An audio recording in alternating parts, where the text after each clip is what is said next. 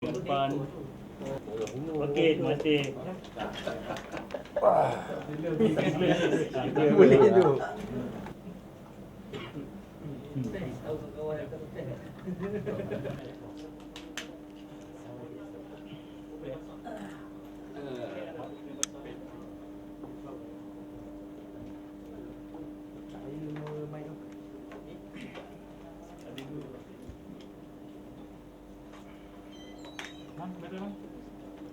Saya nampak muka luar biasa.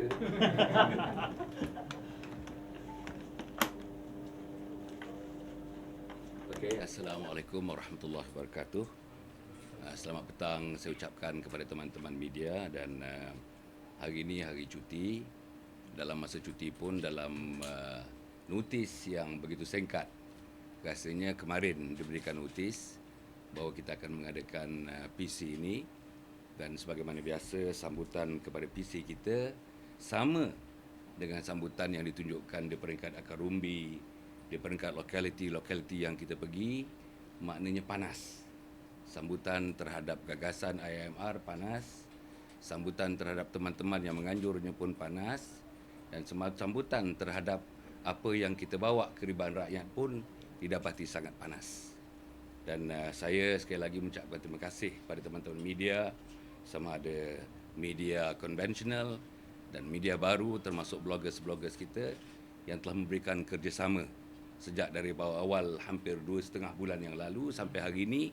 Sebagaimana yang saya katakan, nampaknya laporan yang diberi, walaupun ada laporan-laporan itu yang rasanya mungkin tidak mencerminkan apa yang saya katakan, tetapi kepada keseluruhannya saya sangat berpuas hati dengan laporan media setakat ini. Saya akan membacakan kenyataan ini dan selepas itu seperti mana biasa kita akan buka soal jawab yang the printed one. Jadi mungkin kita akan bagi ada sikit teknikalnya. Dah ada benda tu tapi ada sedikit saya tengok tak berapa cantik dia punya teknikalnya, printingnya. Jadi saya minta selepas ini siapa yang memerlukan mungkin kita boleh hubungi sama ada email ataupun kita akan dapatkan hard copies. Kemungkinan kalau selepas ini dapat hard copies kita akan berikan, kalau tidak pun kita akan salurkan melalui email kepada saudara. Kenyataan akhbar, mana pula dah? Kenyataan akhbar, saya Adon Gombak Setia. Hari ini saya ingin membuat salah satu keputusan yang sangat penting dalam sejarah hidup saya. Keputusan itu berkaitan dengan isu pemecatan saya sebagai ahli PAS yang dibuat dalam mesyuarat ahli jawatankuasa PAS Pusat pada 8 Januari 2012 yang lalu.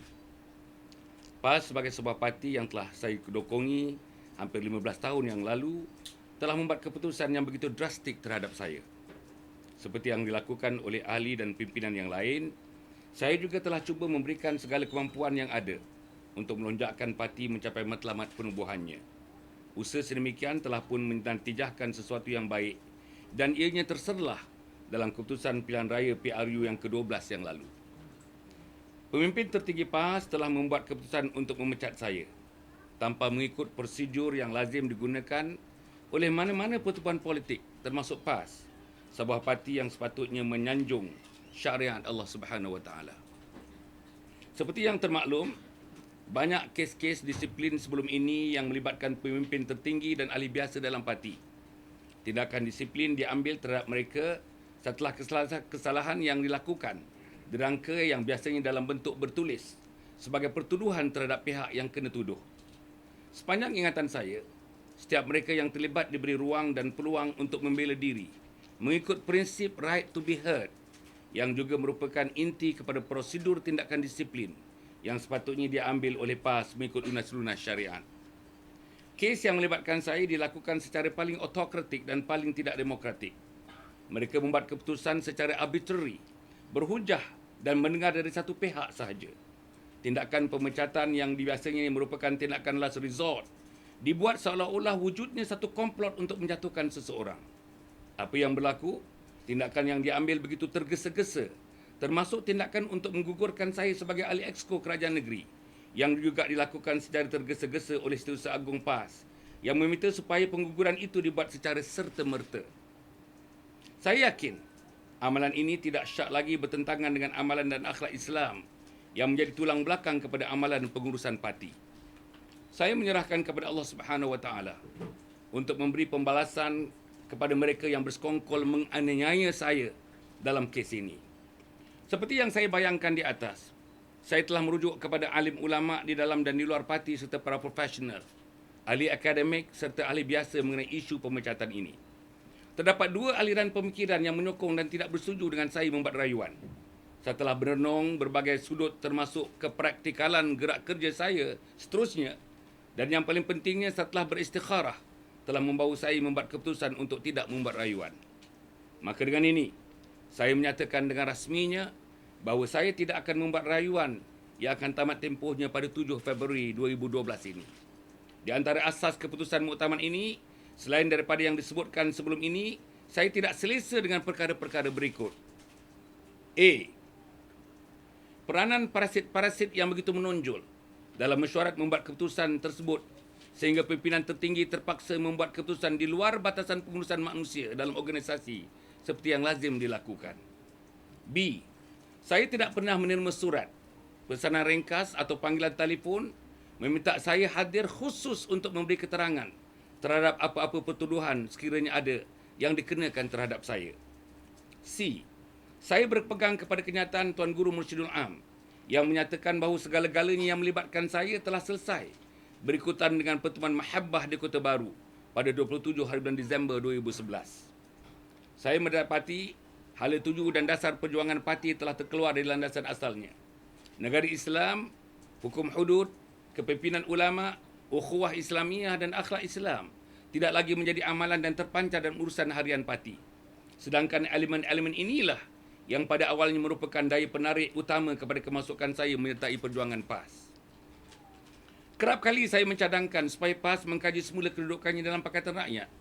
Ini berikutan dengan pendekatan akomodatif yang diambil oleh parasit-parasit di dalam PAS, hingga melampaui hal-hal yang berkaitan dengan dasar parti, yang terpaksa juga dikorbankan untuk menjaga kepentingan dan dua komponen parti yang lain dalam Pakatan Rakyat.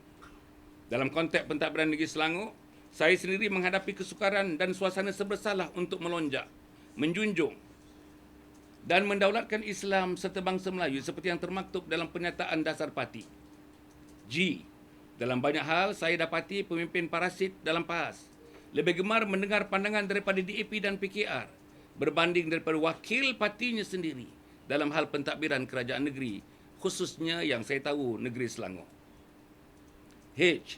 Saya berpendapat ruang untuk Islam di Selangor khususnya yang berkaitan dengan nahi mungkar yang menjadi perkara pokok perjuangan PAS hampir tidak wujud. DAP, PKR dan sebahagian daripada pimpinan PAS negeri yang menjadi parasit parti tidak menyebelahi saya atas alasan bercanggah dengan hak asasi manusia, kebebasan individu, hak untuk memilih dan demi mengutamakan perjalanan ke Putrajaya. I.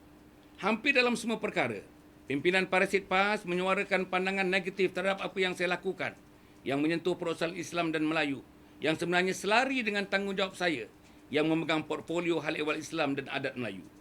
Mereka tidak pernah merujuk kepada saya atau jabatan-jabatan di bawah penguasaan saya seperti MAIS, JAIS dan lembaga zakat.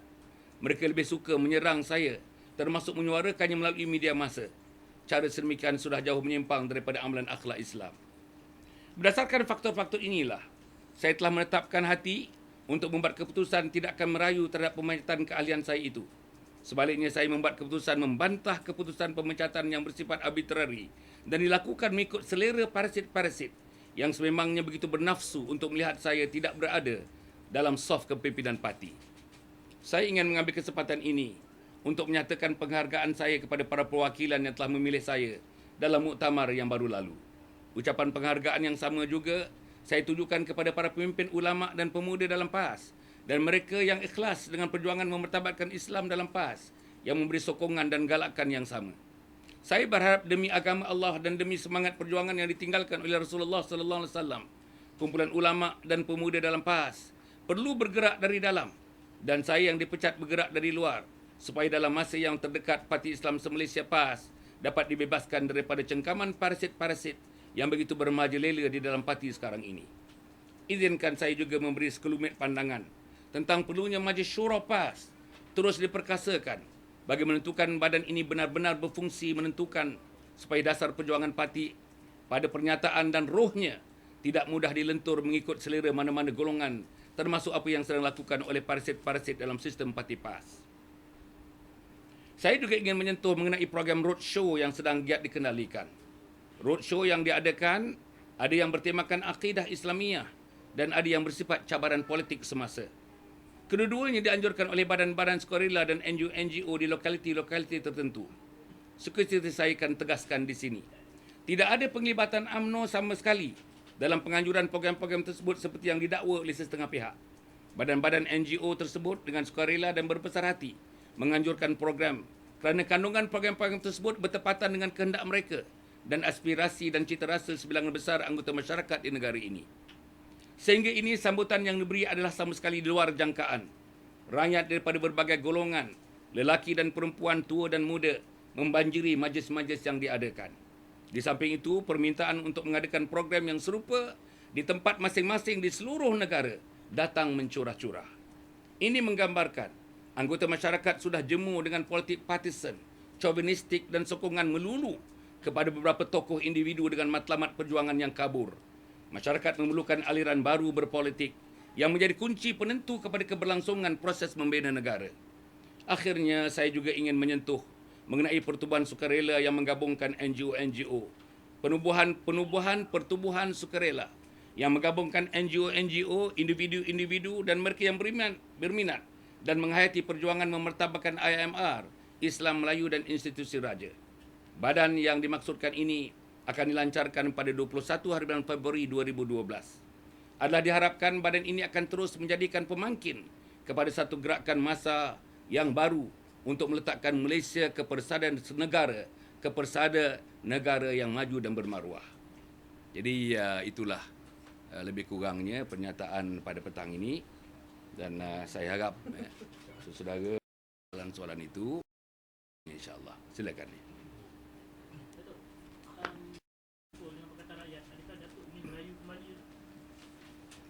Okey, tidak bersekongkol dengan Pakatan Rakyat itu satu perkara. Tapi yang lebih pentingnya ialah saya hendak PAS kembali kepada pengkalan perjuangan asalnya, iaitu menegakkan negara Islam, menegakkan masyarakat Islam, berpandukan kepada Al-Quran, Sunnah, Ijma' dan Qiyas. Yang kedua, melaksanakan syariat Allah Subhanahu Wa Taala. Yang ketiga, untuk menentukan rakyat, insya-Allah dibentuk bersama-sama supaya mereka mencerminkan akhlak yang terpuji, akhlak yang mulia. Di kalangan orang Islam, akhlak yang mulia. Di kalangan orang bukan Islam, akhlak yang mulia. Di kalangan orang yang tua, orang dewasa, akhlak yang mulia. Di kalangan anak-anak muda dan anak-anak sekolah dan anak-anak biasa pun berakhlak mulia. Nombor dua, itu saja tak cukup untuk saya balik menyertai PAS. Saya hendak bahawa PAS tersisih. PAS is free to be colonized by the new colonial masters yang saya namakan parasit-parasit itu. Selagi ada parasit dalam PAS, selagi parasit-parasit itu menghala tujukan PAS kepada salah tuju yang asing kepada perjuangan PAS, rasa saya tidak bersedia dan bekerja untuk menjadikan parasit-parasit itu dikeluarkan daripada PAS. Yang ketiga, saya ingin menyebutkan syarat untuk saya terus bersama-sama dengan PAS. Mungkin bukan saya sombong dan bongkak untuk meletakkan syarat itu, tetapi sebagai soalan yang ditanyakan kepada saya, yang ketiga, saya mahukan kepimpinan ulama. Saya nak kembalikan kepimpinan ulama dalam PAS. Inilah yang selamat. Inilah yang menjadikan PAS akan berada di landasannya. Inilah yang menjadikan PAS diterima oleh rakyat. Inilah menjadikan PAS superior dibandingkan dengan parti-parti yang lain yang sedang beroperasi di Malaysia. Dan yang keempat, yang akhirnya sebagai syarat, bukan nak membangga diri, sebagai syarat untuk kemasukan semula dan berjuang bersama-sama dengan PAS, tidak lain dan tidak bukan ialah akhlak yang ditunjukkan.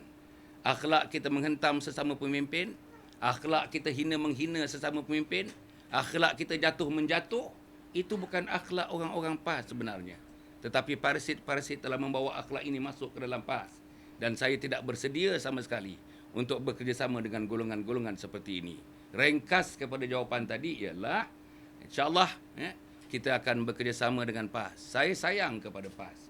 Saya sayang kepada ulama-ulama PAS. Saya sayang kepada pemuda-pemuda PAS. Saya sayang kepada semua ahli PAS dan penyokong PAS yang ingin melihat Islam itu dimertabatkan di Malaysia. Ada lagi?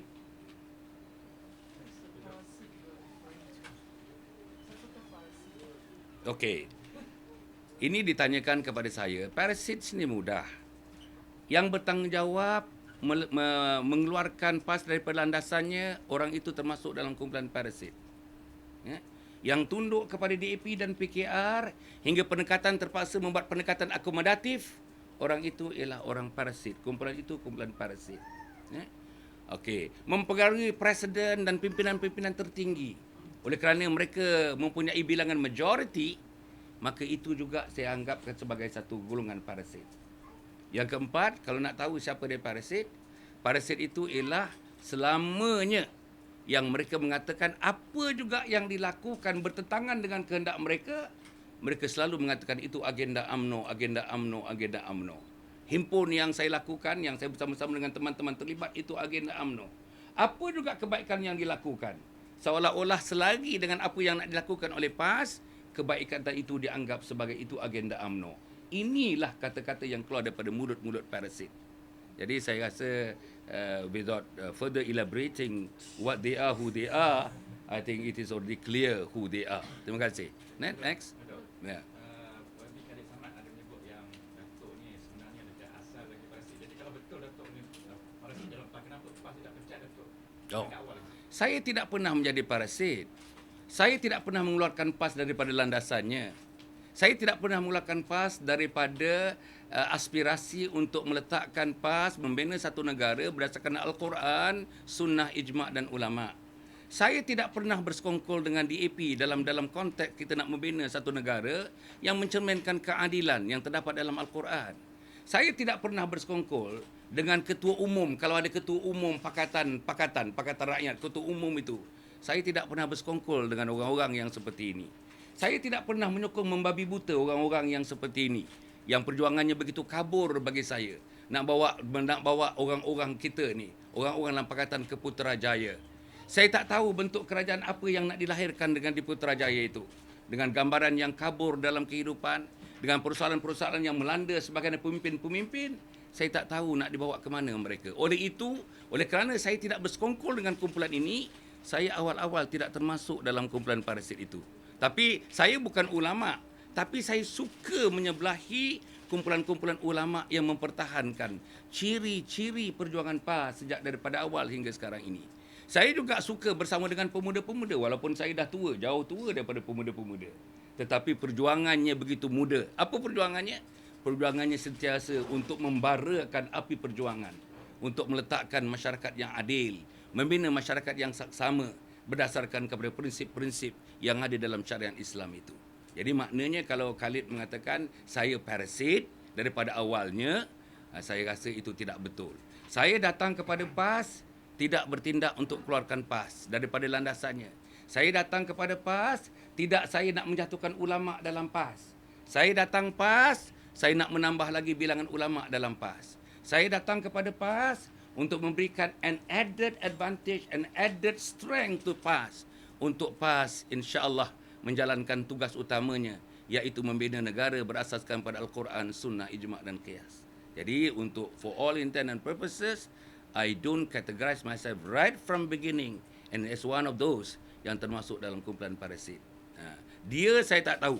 Kalau dia sesuai dengan description, 5 description tadi, if he fits the description, then by all intent and purposes, by all definition, maybe he is one of those. Adik. Datuk, apa tu? Nanti saya bagi. Nanti sekejap. Datuk ni, hasil daripada talk show Datuk, maksudnya sambutan amat menggalakkan daripada peringkat kaum. Bagaimana pula dengan pihak yang anggota-anggota PAS yang pro ulama ni? Bagaimana feedback daripada hasil daripada Datuk? Okey. Ada 2 soalan dekat situ. Pertamanya, macam mana sambutan di kalangan rakyat tentang roadshow saya. Yang kedua, bagaimana sambutan atau feedback yang kita dapat daripada pro ulama. Maknanya bukan parasit. No. Bukan parasit, ini yang pro ulama. Jawapan yang pertama, saya baru saja balik, baru sampai ni. Sebab itu saya kelewatan sikit, minta maaf, janji 2.30, kita hanya dapat bermula pada pukul 3.30. Saya baru balik daripada Muar, daripada Bakri. Malam tadi, kerusi yang diatur antara 8,000 ke 10,000. Orang yang datang 8,000 orang di Bakri Muar. 8,000 orang. Can you imagine? Can you imagine those organisers arranging chairs? The number of chairs they put there, 8,000 chairs. You bayangkan ya. Saya tengok dengan dia punya kemah-kemah daripada luar. Macam satu kenduri anak-anak maharaja. Begitu tu. Dan saya tengok orang dalam kemah dan di luar kemah duduk daripada awal 9.30 sampai pukul 12.05 tak bergerak seorang pun mendengar. With all intensity, with full intensity, mendengar apa yang kita nak sampaikan. Dan untuk pengetahuan saudara, itu di Bakri. Satu lagi yang kita buat dalam 7-8 malam yang lepas di Bukit Gantang. Itu pun dalam 8,000 orang di Bukit Gantang.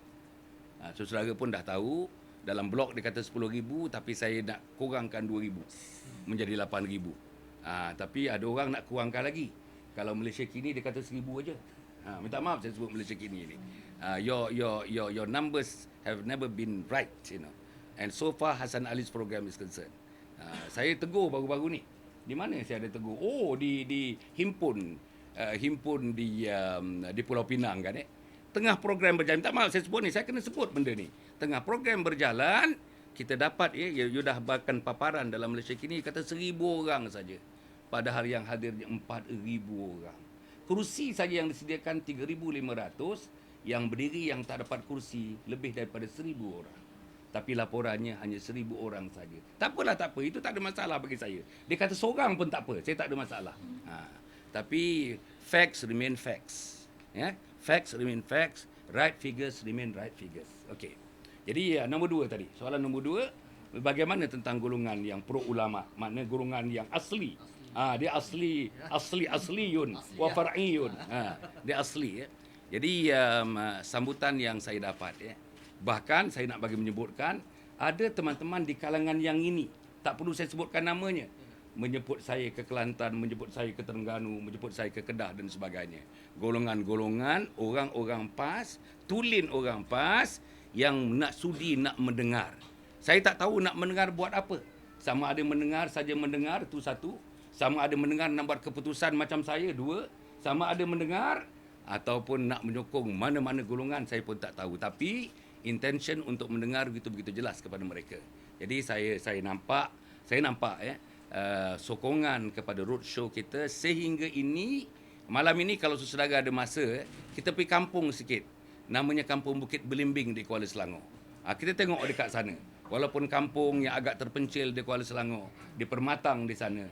Tapi saudara-saudara, saya yakin nanti malam kalau tak hujan, biasanya kita buat di Selangor ni Seksyen 17 di Shah Alam. Bangi kita buat. Lagi mana? Kota Raja yang baru-baru ni kita buat. Penyambut motosikal saja. Saudara tengok ya. Penyambut motosikal aja 70 penunggang-penunggang motosikal yang menyambut kita. Daripada satu poin menyambut 70.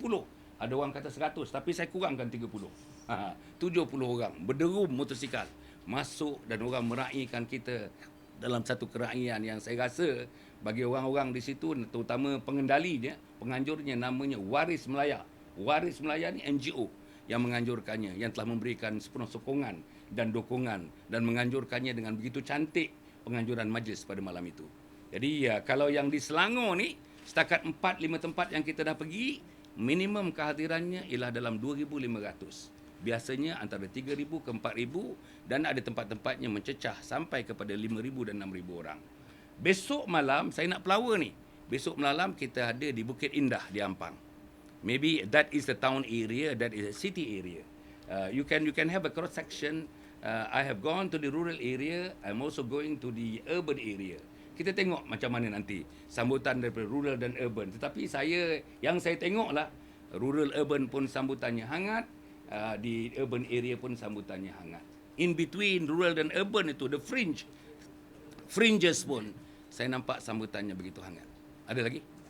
Sila ya. Soalan pertama, bagaimana dengan status unit selamat akidah, sebab Datuk kan dah bukan exco kerajaan negeri. So So adakah Datuk akan meneruskan program tersebut? Dan soalan kedua, since Datuk dah bukan ahli PAS lah sekarang dengan pengumuman tadi, adakah Datuk berminat untuk menerajui kita sebab anggota parti kita ada mengarakan yang mereka nak Datuk menerajui kita. Okey. Soalan yang pertama tadi, Unit Selamat. Unit Selamatkan Akidah USA. You know this kan ya? Saya di bawah portfolio agama menubuhkan Unit Selamatkan Akidah yang penerajunya ada di sini, sahabat saya namanya Saudara Nazril. Dia ada di sini. Jadi unit akidah itu akan berpindah bersama saya. Bukan unit akidah itu bukan milik mana-mana, bukan milik kerajaan negeri, tapi unit akidah itu ialah milik rakyat.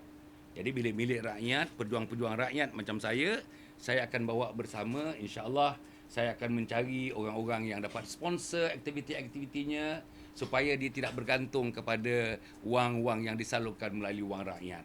Saya hendak supaya beberapa badan-badan, beberapa individu-individu akan dapat menyarai unit Selamatkan Akidah ini. Jadi unit Selamatkan Akidah ini akan terus berfungsi daripada pejabatnya di Shah Alam tingkat 2 di bangunan SUK. Sekarang ini dia akan berada di Taman Tun Dr. Ismail sebagai tempat kita beroperasi selepas ini, insya-Allah. Yang kedua mengenai kita. Saudara tahu saya dapat tawaran untuk menerajui perkasa. Tapi saya fikir saya cadangkan supaya YB Ibrahim Ali menjadi presiden seumur hidup. Jadi biarlah dia menerajuinya. Kerana itu sesuai dengan dia telah mengusahakannya. Jadi tak cantik kita tiba-tiba ambil orang baru sedangkan dia punya figure, the main figure is still there. I don't think dari segi moralnya elok, dari segi ethicsnya elok. Begitu juga tentang kita ni. Oleh kerana saya ni IMR, dia bertentang langsung. I tak sama dengan K, kan? M tak sama dengan I, R tak sama dengan T. Jadi akhirnya dia pun berlebih satu A. Jadi saya tak dapat letakkan di mana-mana dalam IMR. Jadi oleh sebab itu saya tidak bercadang. Saya pun dah minta kawan-kawan sebab ada dalam laporan menyebutkan beberapa tulisan-tulisan mencadangkan supaya ada gabungan di antara Hasan Ali dengan kita. Saya tidak bercadang. Saya tengok daripada penubuhannya pun kita tidak membawa prinsip IMR. Anything tidak membawa prinsip IMR setakat ini saya tidak boleh bersama dengan mereka. Siapa saja yang membawa prinsip IMR, sama ada mereka terdiri daripada kalangan orang PAS, orang di luar PAS, orang keadilan, hatta orang di AP ke, yang faham dengan prinsip keadilan, prinsip yang kita hendak IMR ini, kita sangat alu-alukan. Jadi sebab itu kita tidak letak mana-mana border, kita tidak letak mana-mana dinding untuk mereka menyertai IMR ini. Jadi untuk itu jawapannya, yang pertama tadi saya menyatakan unit Selamatkan Akidah akan bersama dengan kita, terus bersama dengan kita. Yang kedua tentang kita, biarlah kita dengan kita je. Ada. Sila. Sekejap. Berkenaan dengan apa ni sebelum ni urus presiden apa ni PAS untuk tidak bertanding. Adakah Datuk rasa ni sebenarnya dia juga kecewa disebabkan ada parasit dalam pimpinan ni, maka dia buat keputusan macam tu? Saya tidak suka nak buat spekulasi seperti itu kan ya. Saya hormati beliau. Beliau dengan saya ni lebih daripada kawan. Sayalah yang membawa beliau datang ke Masjid Damansara Utama 35 tahun yang lalu. Saya rasa dia sayang saya dan saya sayang dia.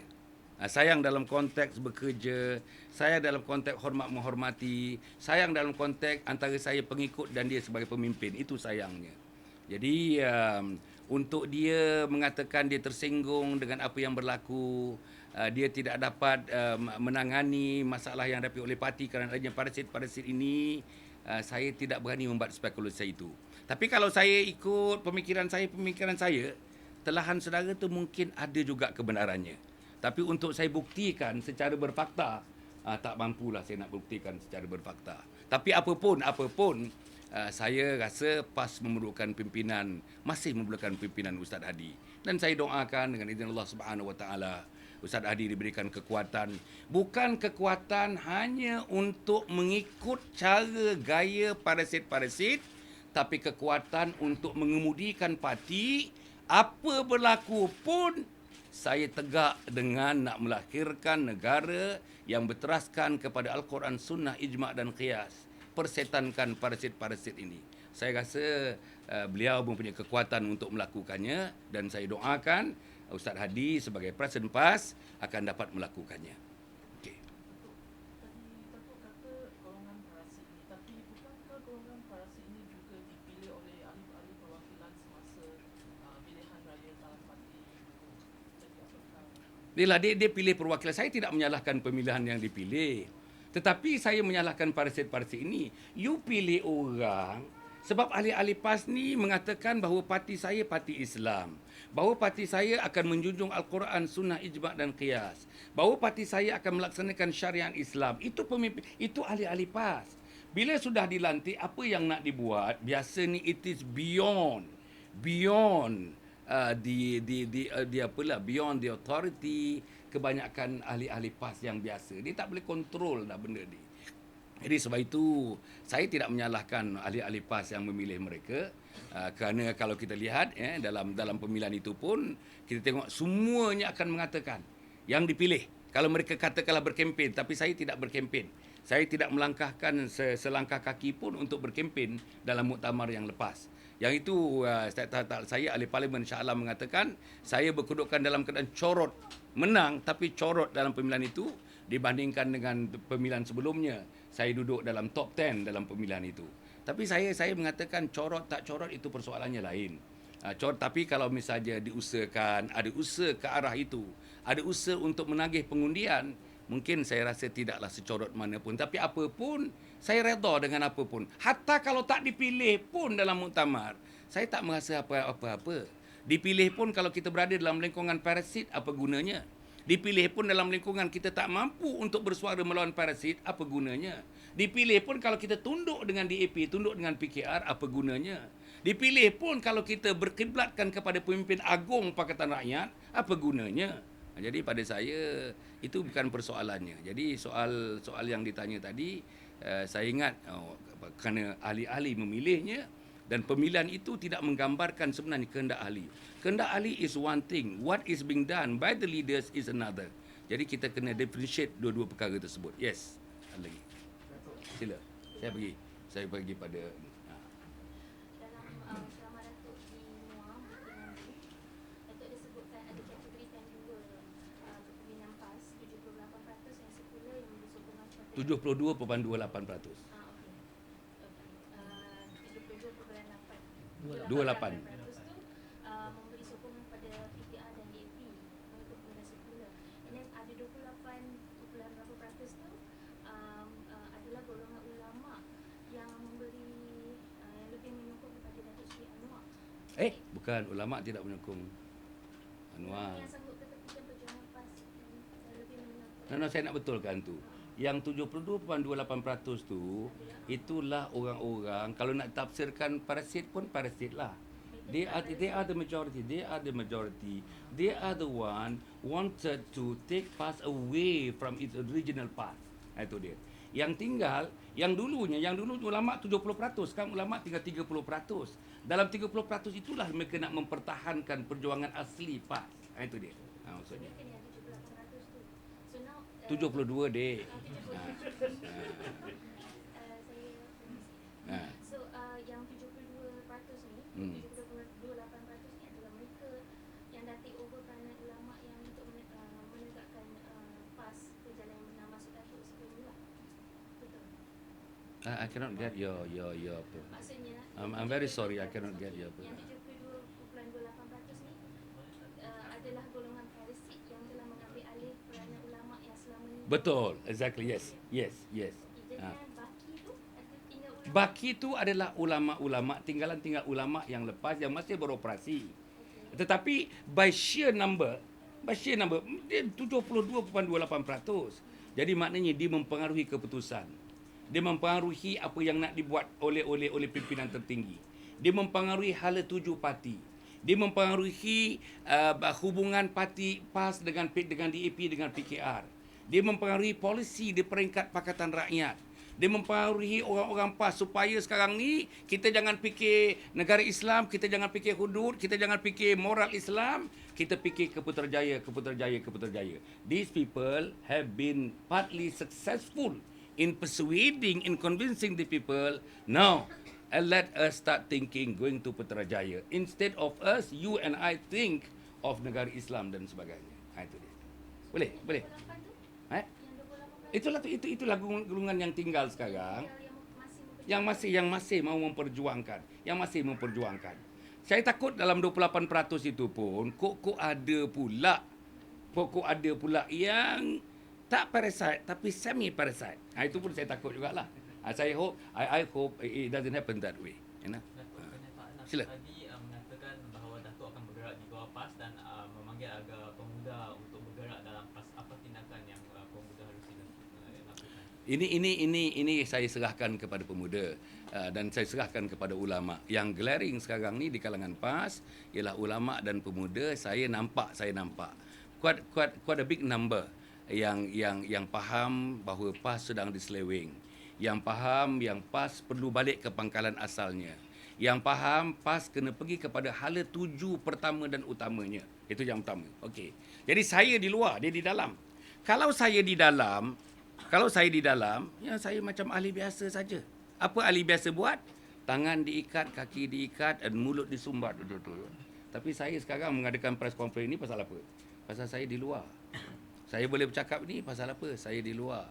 It is going to be reported in TV and radio and also in all your newspapers pasal saya berada di luar.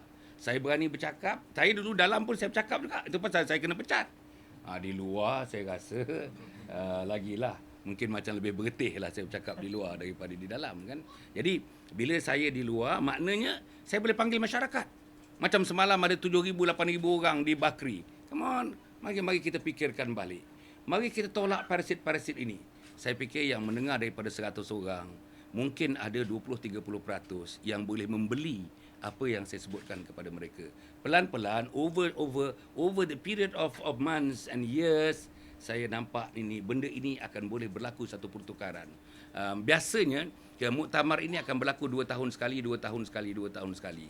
Saya dari segi saya nak lihat satu perkembangan baru dalam PAS. Kalau boleh, perkembangan baru itu menyisihkan parasit dengan ulama dimertabatkan semula akan berlaku dalam muktamar yang berikutnya. Datuk, sekarang platform yang Datuk perjuangkan hari luar ialah yang menggunakan platform Jati. Jadi ada tak hasrat untuk bertanding dalam pilihan raya? Bukan platform Jati, salah dik. That's wrong. Ya. Saya memperjuangkan IMR. Ya. Jati is another NGO of which I may not, menerajukan Jati. Tetapi Jati itu will be launched by the 21st of February. Ya. Jati is a social organisation. Is an NGO. Jati nak menegakkan Islam. Jati nak menegakkan masyarakat yang adil. Jati nak membawa Islam itu supaya Islam itu tidak disalah konsepsikan oleh teman-teman yang bukan Islam. Jati untuk meletakkan Islam di keribaan semua rakyat. Sama ada orang Cina, orang India dan sebagainya. If you want to know everything tentang Islam, dalam keadaan praktikalnya, dalam keadaan konsepnya, come to Jati. If you need materials regarding Islam, the operational material regarding activities in Islam, come to Jati. If you need misalnya nanti counselling, if anything at all that happens to you yang berkaitan dengan Islam, syariat Islam dan sebagainya, maybe at that time, Jati would be able to provide such a service kepada masyarakat. Itu Jati. Okey. Yang saya Jati ni akan bawa IMR, Islam, Melayu dan Raja. Okey. Yang saya dan mungkin teman-teman yang lain, mungkin saya tak tahu mungkin dalam PRU yang ke-13 yang akan datang, we may not stand for elections. Jadi kalau misalnya macam saya dah pernah sebutkan, kalau hanya NGO saja bergerak atas nama NGO saja, there is some limitation there, You may be able to bark on, bising-bising begitu saja, but you cannot influence that much of a policy. Tetapi kalau kita ada control, authority, power, you are at the corridor of power, jadi maknanya kita boleh mempengaruhi policy, kita mempengaruhi implementation of policy dan sebagainya. To me personally, after being involved in both world, Saya dah pernah memimpin NGO, saya pernah berada di luar dalam sistem kerajaan, saya pernah berada dalam kerajaan. Cantik kalau dua-dua itu digabungkan. Barulah ada kemantapan untuk kita buat sesuatu, sama ada bentuk perubahan, apa juga perubahan dalam masyarakat. Sekiranya Datuk akan bertanding, atas tiket apa persendirian? Itu saya jawab dalam press conference yang berikutnya. Okay. Ada lagi? Di ceramah di Cukup. Ada lagi? Tak ada? Tadi saya Okey, tak ada bagi. Okey. di ceramah Datuk di Bangi, Datuk, You ada tak masa tu di Bangi? tak ada, tapi Tak ada. Itu. Tak ada, you dengar cerita daripada orang. Okey, ada. Pasal Datuk ada kata ada ancaman terhadap nyawa Datuk semasa di ceramah. Boleh tak ulaskan sikit? Itu biasa. I think yalah, saya sekarang dalam keribaan masyarakat yang terbuka kan ya, yang terbuka begitu. 28 juta manusia di Malaysia ini bukan fikir macam you, bukan semuanya sober macam you, bukan semua handsome macam you, kan ya? Dia macam-macam. Jadi dalam keadaan itu macam-macam. Ada yang suka kepada, ada yang extremely liking me, ada yang extremely disliking me. Jadi ada manusia-manusia macam itu yang extremely disliking me may resort to whatever. Saya pun tak boleh gambarkan. Tetapi saya nak menggambarkan memang sudah ada such a threat kepada saya. Tapi saya fikir saya tak kisah. Threat ni saya punya isteri yang kisah. Anak-anak saya cukup bimbang di mana saya pergi dan sebagainya. Selalu dinyatakan dengan siapa pergi, dengan siapa pergi, siapa kawan pergi, siapa yang menemani pergi, pasal mereka bimbang keselamatan saya dan sebagainya. Tapi apapun yang penting ialah Allah Subhanahu Wa Taala. Atas katil pun saya mati. Dalam bilik air pun saya mati. Ramai orang mati atas katil, atas bilik air, tapi saya suka mati dalam berjuang menegakkan IMR untuk kebaikan semua umat itu. Ada lagi ya? Ya, sila. Pasal apa ni, pasal dia buat kajian, kononnya apa ni, bila Datuk keluar daripada parti buat roadshow dan sebagainya, tidak memberi kesan kepada parti. Macam ni cerita dia kan ya. Bukan itu saja. Saya nak bagi sedap recap ya. Yang pertama, Pusat Pendidikan PAS telah membuat kajian kuat ekstensif melalui portal-portal seperti Malaysia Kini, Malaysia Insider, membantu mereka membuat kajian. Dan juga membuat kajian melalui responden-responden terdiri daripada orang-orang PAS, pimpinan PAS seluruh Malaysia. Ya. So, keputusan yang mereka dapat ialah tindakan Hasan Ali, sokongan orang kepada Hasan Ali, apa yang dilakukan oleh Hasan Ali tidak memberikan kesan. Let me repeat. Tidak memberikan apa-apa kesan kepada PAS. Okey. Pesuruhjaya PAS Negeri Selangor pula kata, tak ada orang tak ikut dia. Tak ada orang ikut dia. Tak ada orang nak dengar dia. Ahli Parlimen Shah Alam pun lagilah kata, siapa nak dengar dia? Apa yang dikatakan ni tidak bersesuaian dengan kehendak-kehendak masyarakat yang sebenarnya. Saya beralih pula kepada Ketua Penerangan PAS. Saya rasa semalam saya baca. Dianggap saya punya movement ini sebagai kemuncup-kemuncup. You know kemuncup? Now, the one that you go around ni, dalam semak-semak tu, nanti kena ni, melekat-melekat ni. Those are kemuncup. Kemuncup ni sampah. Dia unwanted. Dalam kategori rumput-rumput, the worst rumput is kemuncup. So, saya ni bukan saja rumput-rumput, tapi the worst of rumput. Tapi kalau kita tengok malam tadi 7-8 ribu orang di Bakri. Tanya siapa-siapa yang mengatakan saya tak ada sambutan, orang tak sokong saya terasing, saya berseorangan. Cuba dia pergi ke Bakri orang tu. Cuba dia pergi ke Bukit Gantang orang tu. Dan saya yakin, saya bukan cakap saya, orang yang datang jumpa saya, masa saya di Bukit Gantang, dia kata ahli Parlimen Bukit Gantang sendiri pun kalau bersyarah di sini pun, dia tak dapat 10% daripada jumlah kehadiran dalam 8,000 orang pada malam itu. Jadi saya ini kata mereka. Jadi saya harap saudara kita kena objektif lah dengan apa pun. Yang akhir ni kalau ada. Nak baiki soalan tadi. Okey, apa kedudukan sekarang Daftar Keselamatan Walaupun Servis? Saya tidak ada apa-apa. Sehingga hari ini, pukul 4:07 ni, saya tak menerima apa-apa berita and therefore I don't wish to comment anything. Unless and until I got something, then I should be able to comment. As for now, I don't have anything. You lah yang tahu, saya tak tahu. Jadi saya cadangkan you lah jadi timbalan manis. Okey, ada lagi? Datuk cuma nak dapat Ha. penjelasan tentang Ini dah ada masuk yang round yang ketiga ni. death threat tu. Ha? Bagaimana Datuk mendapat death threat tu? Ialah dalam berbagai-bagai bentuk. Kadang-kadang dia hantar SMS dekat kita. Kadang-kadang orang membisikkan teruk orang dan sebagainya. There's a lot. Orang datang jumpa saya. Kalau you berada di Bakri malam tadi kan, habis saja ceramah tu, di atas pentas tu boleh memuatkan dalam 30-40 orang. Kalau you tengok, saya tengok sampai sengit pentas tu. Semuanya nak datang, semuanya nak salam. Bukan salam saja, semuanya nak peluk saya. Tapi yang laki-laki saja, perempuan tak datang. Jadi maknanya dia menggambarkan kasih, sayang dan cinta kepada orang yang ingin bersama-sama dengan mereka memperjuangkan hasrat dan nasihat dan aspirasi mereka. Jadi saya ucap terima kasih lah. Ada lagi yang saya tak apa lagi? Okey. Jadi kita ucap terima kasih kepada semua. Nice to see you around. Kita ada popiah dekat situ. Boleh jamah. Dan saya ucapkan sekali lagi terima kasih. Selamat bercuti. Selamat mengakhirkan hujung minggu kita dan selamat bercuti. Kita jumpa lagi pada masa-masa yang akan. Write something which is fair. Write something which... Okey, terima kasih. So USA tu jadi NGO lah sekarang. Thank you. Dekat sini je. Bukan government lah sekarang. Tapi lagi baik, lagi baik. Yang salam tu. Masih lah. Jangan. Peluk dia, saya pun salam je lah.